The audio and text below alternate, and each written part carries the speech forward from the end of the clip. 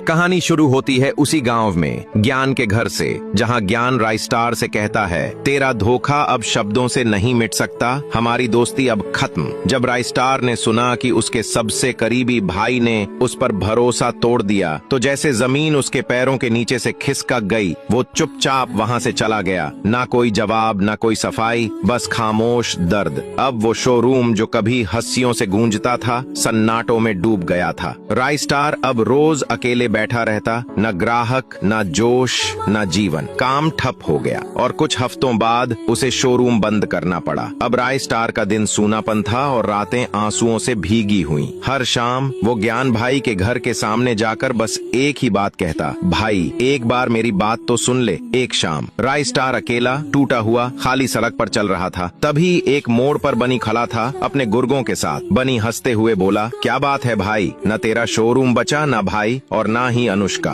तू तो पूरा अकेला रह गया। राइस्टार कुछ नहीं बोला, वो बस गम में डूबा हुआ आगे बढ़ने ही वाला था कि बनी उसका रास्ता रोक कर बोला, चल अब तेरा ये अकेलापन मैं खत्म करता हूँ, हमेशा के लिए। और अगले ही पल बनी ने एक ही वार में राइस्टार को छुरा मार दिया। राइस्टार वहीं गिर पड़ा। अगली सुबह रामपुर गांव की हवाएं भी शांत थीं, पर तभी एक खबर पूरे गांव में आग की तरह फैल गई। राइस्टार मारा गया। जब ये बात ज्ञान भाई ने सुनी तो जैसे उसके शरीर की सारी जान निकल गई। वो भागता हुआ उस जगह पहुंचा जहां राइस्टार की हत्या हुई थी। वो घुटनों पर गिर गया, आंखों से आंसू बह रहे थे। भाई, तू हर दिन मेरे घर आता था, बोलता था एक बार सुन ले, पर मैंने एक बार नहीं सुना। अब कैसे सुनूं? अब तू ही नहीं है। ज्ञान भाई ने खुद अपने हाथों से राइस्टार का अंतिम संस्कार किया। शमशान में आग जल रही थी और साथ में जल रहा था ज्ञान का दिल। ज्ञान भाई अब मायूस रहने लगा और वह हर शाम उस जगह जाता जहां राइस्टार की चिता जलाई गई थी। वह एक दिया जलाता है और चुपचाप फूट फूट कर रोता है, माफ कर दे भाई, मैंने तेरा भरोसा तोड़ा।